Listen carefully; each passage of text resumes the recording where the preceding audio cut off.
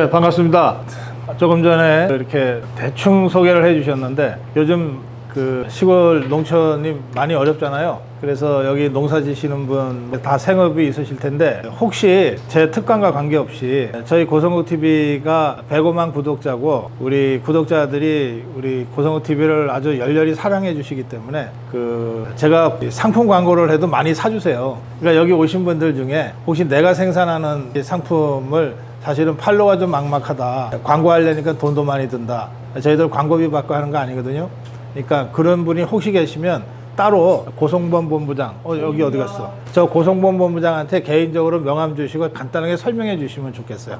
그럼 저희가 여러분들 상품 최대한 잘 선전해 드릴게요. 제가 최대한 짧게 말씀드리고 여러분들 질문 받을게요. 이승만 대통령이 건국하고 박정희 대통령이 여기까지 발전시켜 온 이 나라가 한 30-40년 전부터 좌파들에 의해서 공격을 받기 시작해서 김대중이, 노무현이, 문재인이 거치면서 굉장히 위험하게 됐어요. 정말 위태로울 정도까지 됐어요. 문재인 5년 동안에 우리 대한민국이 완전히 무너질 뻔했어요. 그걸 우리가 그냥 놔둬서는 안 되겠다 싶어서 또 국민의힘 정당한테만 맡겨서는 도저히 정권 되찾아오기 어렵다 싶어서 우리 모두가 다 광화문에 모여서 100만 명이 여러 수십 번 집회를 해서 문재인 정권을 우리가 끝냈어요. 그리고 세운 게 윤석열 정부입니다. 그런데 저 종북주사파가 하도 못되게 대한민국을 막 여기저기를 망가뜨려 놔가지고 윤석열 대통령이 2년 동안 거의 할 수 있는 일이 없이 정말 고생 많이 했어요. 제일 급한 게 안보잖아요. 그래서 이 안보, 무너진 안보를 바로 세우는 2년을 꼬박 보낸 거예요.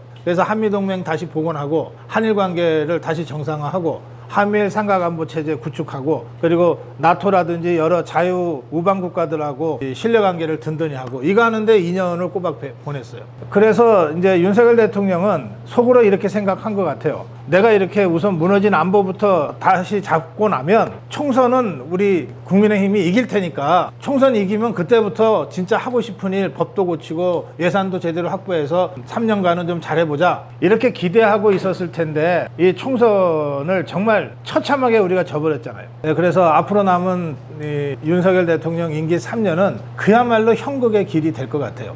그렇다고 해서 국민들이 그 미션을 줬는데 대통령한테 그걸 안 할 수는 없잖아요. 그래서 아무리 고통스럽더라도 해야 될 일은 하고 간다 이런 각오를 가지고 지금 하고 있는 것 같습니다. 그런데 이런 상태에서 3년 후 대선에서 만약에 우리가 지기라도 하면 그러면 윤석열 대통령, 윤석열 정부가 5년 동안 간신히 다시 대한민국을 바로 세울 건데 이거 한 두어 달이면 더 다시 망가져요. 저 좌파들이 워낙 사악하고 아주 악랄해서 이 집 세우는 거 무너뜨리는 건 일도 아니에요. 그래서 지금 우리 자유우파 입장에서는 윤석열 정부를 성공시키는 거가 제일 중요하고 그 다음에 그것에 바탕에서 3년 후에 우리가 자유우파가 보수가 다시 정권 재창출하는 게 그 다음으로 중요해요. 이 두 가지 일이 지금 우리의 최대 과제입니다. 그래서 저는 이렇게 말씀드리고 싶어요. 한동훈이든 국민의힘의 누구든 간에 윤석열 대통령을 성공시키는데 앞장서면 그러면 지지하고 도와주겠다. 그리고 그걸 통해서 정권 재창출을 하는데 역할을 하겠다 그러면 조건 없이 도와주겠다. 그런데 각자 계산법이 달라가지고 윤석열 대통령과 거리를 둬야 대통령 될 수 있다고 잘못 생각하는 사람들이 언제든 나타날 수 있어요. 8년 전에 김문성이, 유승민이 이 배신자들이 그런 식으로 계산 잘못해가지고 다 죽었잖아요. 그런 식의 착각과 판단 착오를 또 하지 말라는 법이 없어요. 그래서 윤석열 대통령과 거리를 두고 차별화를 하고 말이 좋아 차별하지 이건 결국 배신하는 거거든요. 배신하고 윤석열 대통령 비난하고 공격하면서 자기 값어치 올리겠다는 거거든. 이런 식으로 행보하는 자는 제2의 김무성이고 제2의 유승민이다. 그런데 우리가 8년 전에는 설마 유승민이가 김무성이가 아무리 배신해도 저렇게 대통령 등에 칼을 꽂고 감옥에 보낼 것까지는 우리가 생각을 못했잖아. 그래서 하다가 당해버렸어. 근데 우리가 한번 겪었기 때문에 이제는 그런 일을 다시 겪으면 안 돼요. 그러니까 조금이라도 배신하겠다는 조짐이 보이면 저 종북주사파들한테 부역하려고 하는 조짐이 보이면 싹부터 잘라내야 된다. 저 그렇게 생각해요. 그래서 다시 말씀드리면 그게 누구든 한동훈이든 원희룡이든 나경원이든 오세훈이든 누구든 윤석열 대통령을 성공시키고 그걸 기반으로 해서 내가 대통령에 도전하겠다. 그러면 우리가 적극적으로 지지한다. 고성국TV도 적극적으로 지지한다. 그런데 대통령과 거리를 두고 대통령을 비난하고 김건희 여사를 비난하면서 뭔가 해보겠다고 하는 자, 이 자는 제2의 김무성이고 제2의 유승민이기 때문에 아예 싹부터 잘라야 된다, 이렇게 제가 생각합니다. 저희 고성국TV가 이런 관점을 가지고 계속 방송을 하기 때문에 저의 논평이나 방송을 불편해하는 사람들이 있을 수밖에 없어요. 한동훈이를 윤석열과 거리를 둬서 대통령으로 만들어야 되겠다고 생각하는 일군의 사람들이 있거든요. 그 예를 들면은 뭐 김경률이니 진중권이니 한동훈의 최측근들이 다 지금 그런 식으로 움직이고 있거든. 그러니까 이 자들은 고성국이가 너무너무 불편하고 괘씸한 거예요. 그러니까 끊임없이 우리를 공격해요. 대통령을 직접 공격하지 못하고 아직은 겁이 나서. 그러니까 뭐 고성국TV를 막 비난하고 그러는데 저 그런 거 개의치 않습니다. 저는 8년 전에 박근혜 대통령을 어이없이 잃어버린 것에 대해서 결국 저게 포로가 돼버렸잖아요. 그것을 막지 못한 데 대해서 정말 제가 분해요. 그리고 저 스스로를 아주 한없이 자책도 하고 그래요. 그게 박근혜 개인의 문제가 아니잖아요. 박근혜 대통령 한 사람을 이름으로써 우리 자유우파가 전부 다 무너져 버렸잖아. 나라가 통째로 무너질 뻔했잖아요. 그러니까 그런 잘못을 다시는 범할 수는 안 된다. 제가 지금 생각하는 건 딱 그거예요. 그래서 다시 한번 말씀드리지만 누구든 윤석열 대통령을 성공시키기 위해서 몸을 던지겠다, 그러면 함께 간다. 그걸 기반으로 해서 정권 재창출을 해도 하는 것이다. 그것이 아니면 정권 재창출은 불가능하다. 왜? 우리는 지금 집권 세력이니까. 그래서 저는 이런 관점으로 앞으로도 여러분들을 만나서 계속 제 생각을 전하고 또 여러분과 함께 하려고 합니다. 이 문제 관련해서 제가 이렇게 겪어보니까 윤석열 대통령이 이제 정치판에 들어온 게 3년째 됐어요. 그 검찰총장 그만두고서 3년이거든요. 1년 동안은 백수로 지내면서 대통령 선거 준비를 했고, 그리고 2년 동안은 대통령을 했어요. 근데 3년 동안에 윤석열 대통령이 보여준 정치를 보면 제가 확실하게 두 가지는 우리가 인정해야 된다고 생각해요. 첫째는 윤석열이라는 사람이 젊을 때부터 지금까지 자기 나름의 철학과 가치관을 가지고 살아온 사람이에요. 그 철학이라고 하는 게 뭐냐면 자유주의 철학이에요. 뼛속까지 자유주의자예요. 우리를 스스로 우리가 보수라고 그러고 자유우파라고 그러잖아요. 그럼 우리가 자유우파다, 우리가 보수라고 우리 스스로를 규정하는데 그 핵심이 뭐냐? 우리가 자유주의자이기 때문에 그런 거예요. 우리 보수는 자유주의자이고 저 좌파는 공산주의자인 거예요. 자유주의와 공산주의가 300년 동안 싸움을 해온 거예요. 그런데 그 점에서 윤석열 대통령은 정말 뼛속까지 자유주의자입니다. 어제 그저께 8.15 경축사 있잖아요. 거기 처음부터 끝까지 계속 자유에서 시작해서 자유로 끝나잖아요.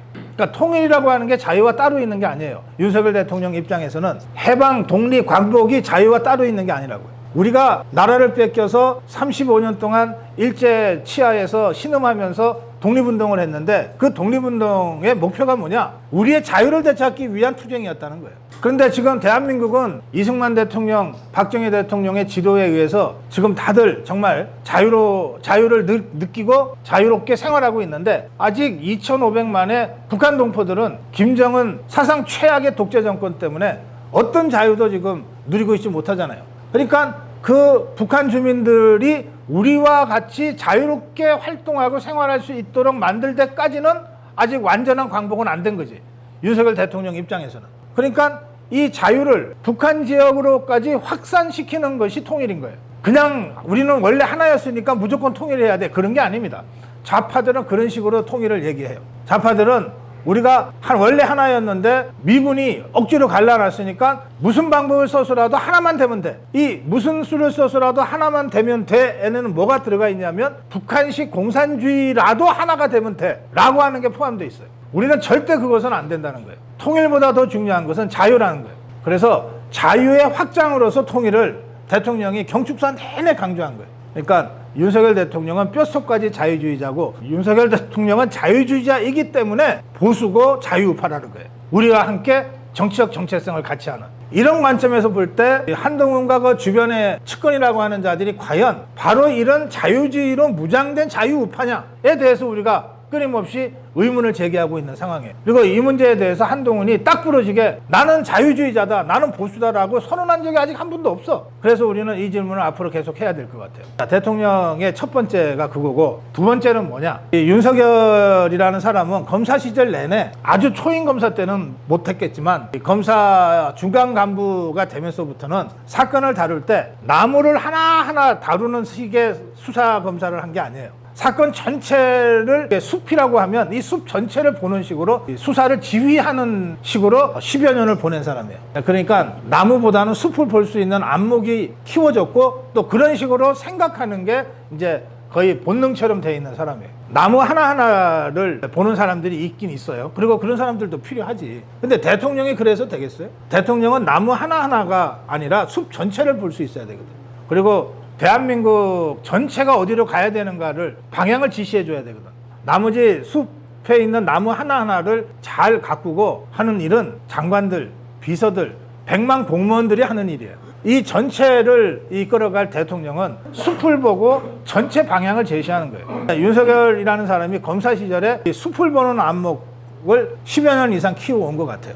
그러니까 제가 보기에 윤석열 검사 밑에서 함께 특수통 수사를 했다고 하는 한동훈이나 이원석이 검찰총장, 이 둘이는 숲 전체를 보는 안목을 키운 적이 없어요. 이 한동훈은 검사장도 해본 적이 없어요. 그냥 수사 검사였어. 그러니까 나무 하나하나를 잘게 쪼개고 뭐 하는 거는 한동훈이가 잘할지 몰라. 그래서 얻어진 별명이 무슨 조선 제일검 뭐 이런 별명이에요. 그런데 국가경영이라고 하는 거는 그렇게 나무 하나하나가 모여서 국가가 되는 게 아니거든. 나무와 수많은 풀과 이 개울과 또 거기서 서식하는 여러 생물들과 이런 것들이 다 어우러져 숲이 되는 거잖아. 이것을 볼 수 있는 안목과 통찰력이 있어야 대한민국이라는 국가를 경영할 수 있는 거거든. 그 점에서 윤석열 대통령은 숲을 볼 수 있는 안목과 통찰력이 있다. 저 그렇게 생각해요. 김경수 복권을 대통령이 결단했어요. 우리가 모든 언론이 김경수 얘기만 하는데 김경수 하나를 풀어주면서 동시에 우리 쪽 문재인 정권에서 탄압받고 감옥살이하고 그것도 보통 4년, 5년씩 살았어요. 40~50명의 우리 자유우파 정치인들을 같이 풀어줬어요. 그리고 김경수를 하나 풀어줌으로써 저 종북주사파는 이재명 1극 체제로 갔다가 지금 균열이 시작됐어요. 이건 대통령이 뭐 공작하려고 한 게 아니에요. 그냥 툭 던져준 거야. 그런데 그로부터 일파만파 지금 벌어지고 있어요. 이거는 전체 숲을 볼 수 있는 안목이 있어야 가능한 거예요. 그런데 김경수가 선거사범이고 반성을 안 하니까 안 돼 하고 김경수라는 나무 하나만 붙잡고 되니 안 되니라고 논쟁을 하고 있으면 이게 되겠냐 이 말이에요. 그러니까 한동훈이가 그 수준이거든 지금. 그래서 이 사람한테 과연 나라를 맡게 되겠느냐라고 많은 분들이 걱정을 하는 거죠. 하여튼 한동훈이도 이제 정치 시작한 지 불과 뭐 한 7~8개월밖에 안 됐잖아요. 작년 말부터 시작을 하면 그전에는 검사였으니까, 그리고 장관이었으니까, 그죠? 그러니까 한동훈이한테도 아직 시간을 우리가 더 줘야 된다고 저는 생각해요. 근데 그렇게 많이 시간을 줄 수는 없어. 선거가 이제 3년도 안 남았어요. 다음 대통령 선거가 3년도 안 남았기 때문에 그저 많이 줘봤자 1년 정도 기한을 줄 수 있어요. 1년 안에 윤석열 수준으로 숲을 볼 수 있는 안목을 키우지 못하면 아무리 한동훈이라도 당신은 아직 준비 안 됐으니까 다음에 나와라 하는 수밖에 없는 거야. 우리가 특정인에 끌려다니는 자유우파가 돼서는 안 돼요. 우리 자유우파 여러분들이 오늘 저하고 이렇게 만나는 이유도 누구 특정 개인을 위해서가 아니잖아요. 우리가 윤석열 대통령을 지켜야 된다고 얘기하지만 윤석열 대통령을 지키는 진짜 목적이 뭐예요? 대한민국을 지키기 위해서요. 우리는 대한민국을 지키기 위해서 지금 이렇게 모여 있는 거거든요. 그러니까 특정 개인의 뭐 무슨 거치 문제나 이런 거를 넘어서는 이 큰 시대적 역사적 흐름 속에 여러분들이 그 주인으로서 어떻게 행동할 거냐, 이런 문제의식을 함께 하기 위해서 오늘 우리가 이 자리를 함께 하고 있는 겁니다. 저는 그런 문제의식을 여러분들이 같이 나누고, 그리고 그 문제의식 속에서 작은 행동이라도 해야 그 행동이 진짜 의미 있는 행동이 된다, 그렇게 말씀드리고 싶어요. 제 생각 여기까지 말씀드리고, 이제 더 구체적으로 궁금하신 게 있으면 질문하시면 제가 답변 드릴게요. 어떤 질문이든 상관없어요. 그런데 우리가 이제 사실 이쪽으로는 거의 사실 참 보수 우파 아닙니까? 네. 보수 우파고 지금 나라를 상당히 참 걱정하고 있습니다. 그리고 사실 참 우리가 윤석열 대통령이 이렇게 됐기 때문에 그래도 보수 우파가 이제 정권을 잡아가지고 이래라도 참 있는데, 만약에 그쪽에서 정권을 잡았으면 어떻게 하는 그런 걱정도 많이 하고 있는데, 저는 또 이런 생각을 많이 합니다. 저게 김대중이 대통령 되고 김영삼이 대통령 되고 이명박이 대통령 되고 그때 한동훈이 대표로 나왔는데, 미우나 고거나 그래도 여론에 많이 나오고 대중들의 인기가 있고 대중들이 많이 떠드는 사람들이 그래도 좀 단점이 있더라도 또 그런 것 같습니다.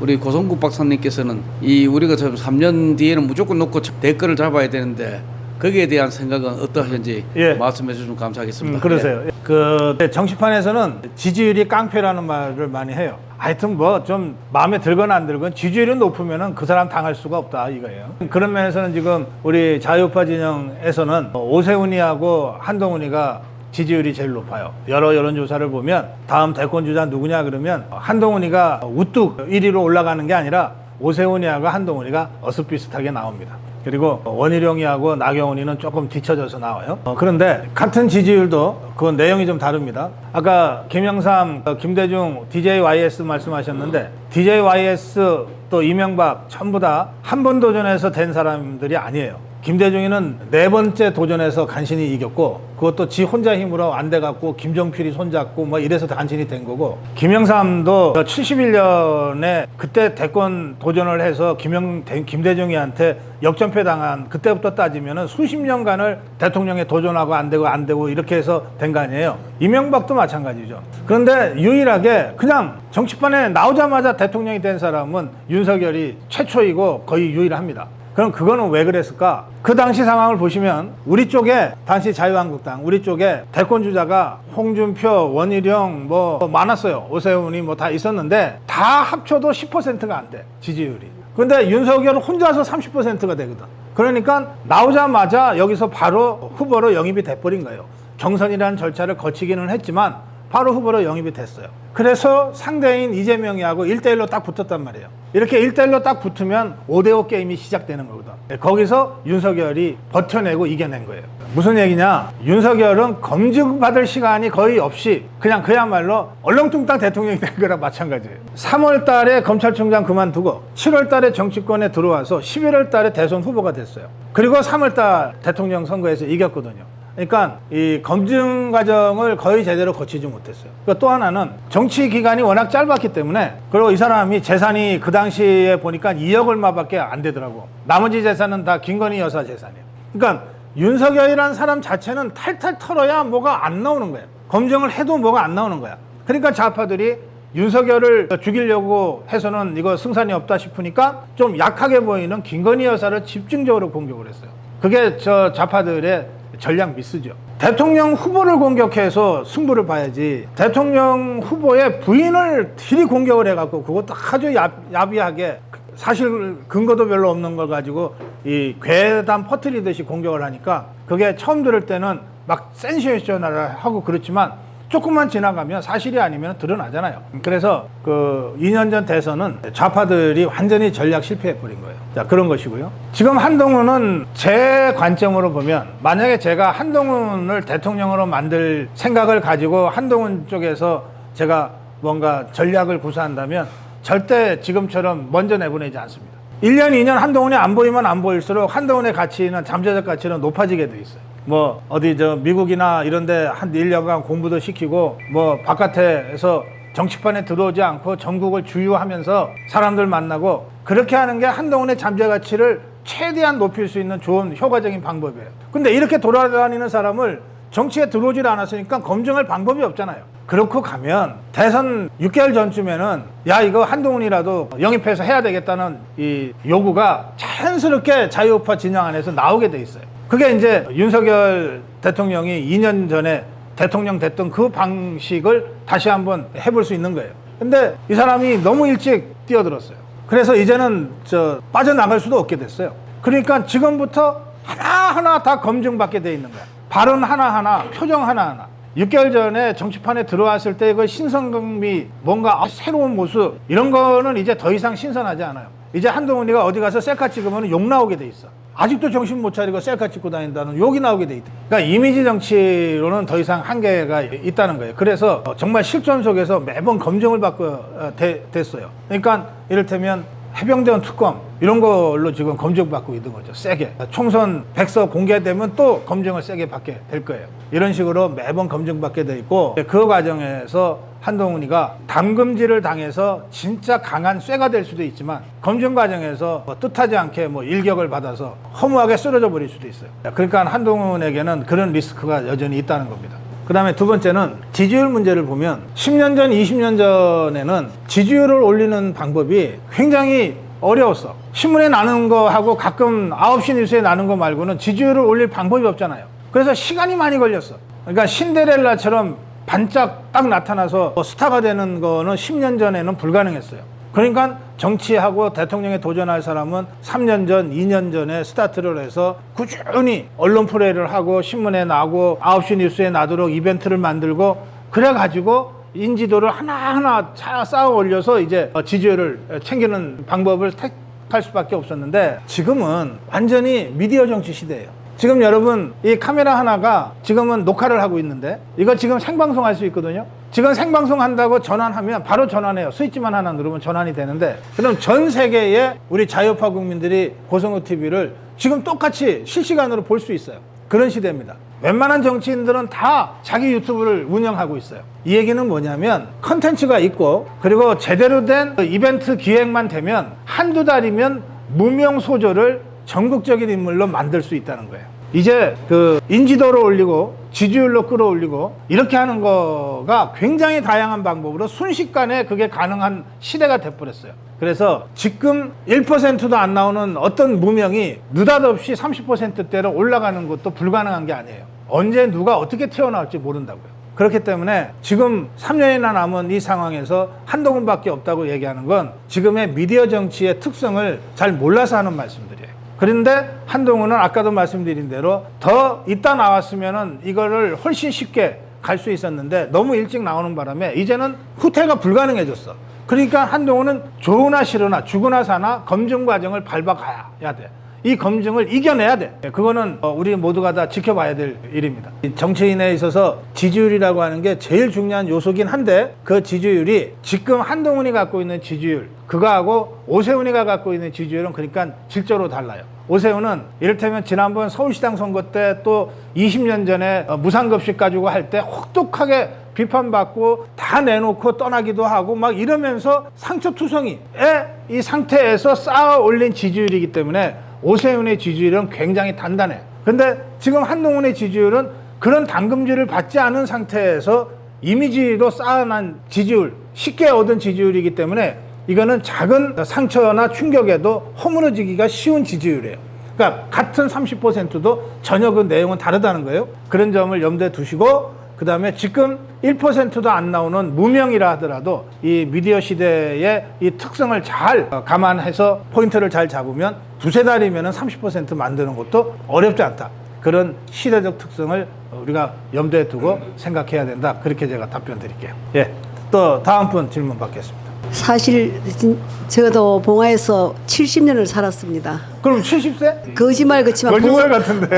예, 보수 중에 보수입니다. 예. 근데 사실은 보수를 할 수도 없네요. 지금 사실 고성국 박사님 얘기를 들어보니까 저 한동훈 너무 좋아하거든요. 예. 그런데 지금은 그런 쪽도 아닌 것 같고, 사실 뭐 털고 나면 탈탈 털리면 한동훈이도 가기가 힘들겠다, 그죠? 예, 그런 생각을 잠깐 했습니다. 아니, 한동훈 열렬히 지지하시는 걸 제가 뭐라 그러는 건 전혀 아니고, 예. 저도 한동훈이 예. 이 험악한 정치판의 검증을 이겨내고 더 단단하게 커기를 바래요. 그 길을 가기가 얼마나 험하겠습니까? 예, 그런데 지금 한동훈 주위에 있는 사람들이 지금 이런저런 조언을 하고 방향을 잡아주는데, 그거는 제 관점에서 보면 예. 죽는 길이에요. 예, 전 뭐 할 말이 없습니다. 사실 한동훈이 너무 좋아합니다. 저 죄송합니다. 지금은요. 감사해요. 예, 아니 말씀 좋아요. 지금은 나중엔 어떻게 될 값에 지금은 윤석열 대통령을 좌파들의 탄핵 공격으로부터 막기 위해서 몸을 던져야 될 때야. 집권당 정치인이면 그게 뭐 당대표에서부터 저 일반 평당원에 또 여러분들까지도 저거 윤석열 대통령 탄핵당하면 우리 다 죽는 거예요. 그러니까 저 좌파들은 지금 윤석열 대통령을 탄핵시켜서 끌어내려서 감옥 보내고 8년 전처럼 손쉽게 권력 탈취하려고 하는 거잖아요. 빤히 보이잖아. 그걸 막아내는데 너나 따로 없이 몸을 던져야 돼요. 그리고 그 몸을 던지는 과정에서 진짜 진정성 있게 온몸을 던진 사람이 우리 자유우파로부터 선택받게 돼 있던 거예요. 괜히 잔머리 돌리고 공학적으로 접근해가지고 지금 이럴 문제가 아니다. 그럴 상황이 전혀 아니다. 그럴 정도로 우리가 지금 매우 심각한 위기적 상황에 처해 있다. 그 문제의식을 가지고 가야 됩니다. 예. 제가 이제 걱정하는 게 바로 그거거든요. 네. 가진 자는 지킬 거가 많잖아요. 권력을 가지면 또 가지고 싶고 가져오고. 근데 과연 그 옆에 지킬 것이 없는 사람이 지키거든요. 가진 자는 그 사람을 지키지를 못한단 말이에요. 네. 그럼 그 접근의 옆에 있는 사람들이 제가 보는 게 박근혜 대통령 때도 그랬어요. 저 전부 다 머릿속에 목물만 들은 사람들만 접근에 있어가지고 저 사람을 지켜내겠는가 그랬거든요. 지금도 마찬가지라는 얘기. 가진 거가 없을수록 지켜야 되는 것이 있거든요. 근데 그 사람은 자기 걸 지키고 싶어 하는 거거든. 그러니까 이걸 못 지켜낸단 말이에요. 맞습니다. 예. 이거를 어떻게 해야 예. 될 건지. 굉장히 중요한 포인트인데요. 8년 전 상황을 다시 보시면 박근혜 대통령을 배신하고 그리고 저것들이 당을 장악하려고 했는데 장악을 못했어요. 그때 임명진 비대위원장이 들어서서 막아냈어요. 그러니까 이것들이 다 뛰어나가가지고서 당을 따로 만들었잖아요. 그게 바른정당이에요. 근데 그 바른정당에 한 30명 정도 되는 국회의원이 모였는데 이 30명의 국회의원이 나갔으니까 자유한국당에 남은 국회의원은 80명쯤 되거든요. 근데 요 30명의 선수 얘네들이 거의 다 4선 5선이라 갖고 합치니까 80명 남은 자유한국당 국회의원들 선수보다 더 높아. 그리고 이자들의 그 평균 재산, 신고한 재산이 있잖아요. 30명의 재산이 80명 재산보다 더 많아. 그야말로 있는 것들이 배신을 한 거예요. 그런데 그럼 이자들이 4선 5선들이 많은데 이 4선 5선 어떻게 했어요? 4선 5선 박근혜 대통령이 공천 줘서 쉽게 당선되고 이명박 대통령이 공천 줘서 쉽게 당선된 거지. 그것들 4선 5선 되는 그것들 중에 호남에서 목숨 걸고 이정현이처럼 국회의원 된 사람은 하나도 없어. 중부권에서 목숨 걸고 싸워서 지 힘으로 뺏지던 사람은 거의 없어. 그러니까 역대 정권으로부터 혜택은 혜택대로 다 받고 심지어 박근혜 대통령 치맛자락 붙잡고 쫄쫄 쫓아다니면서 공천 받아갖고 손쉽게 뺏지던 것들이 다 배신한 거야. 그 박근혜 대통령을 지키기 위해서 누가 나섰냐? 저나 여러분 같은 정말 필부들이 나선 거야. 광화문에 태극기 들고 나간 사람 중에 국회의원 한 놈도 없어요. 전직 장관 무슨 고위 이런 자들은 광화문에서 찾아볼 수가 없어. 전부 새벽 기차 타고 서울 올라와서 태극기 한 장 들고 달랑 들고 와서 이 허리 꼬부라져서 제대로 걷지도 못하는 이런 분들이 광화문에 모여서 100만 200만이 된 거거든.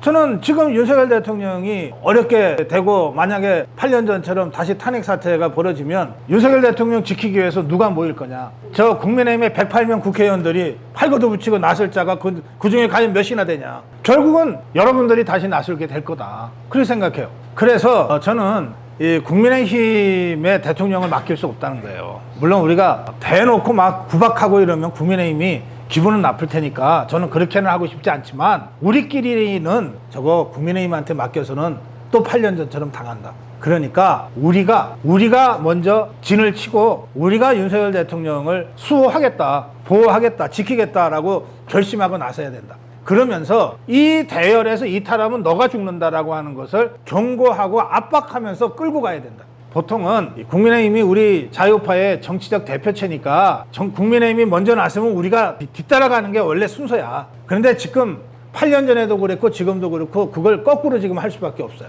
먼저 깨달은 우리 자유파가 먼저 전선을 치고 그리고 저 국민의힘한테 너네 이 대열에 이 전선에 뛰어들지 않으면 너 죽는다 라고 압력을 가하고 우리가 끌어가서 108명을 데리고 가야 될 상황이 됐어요.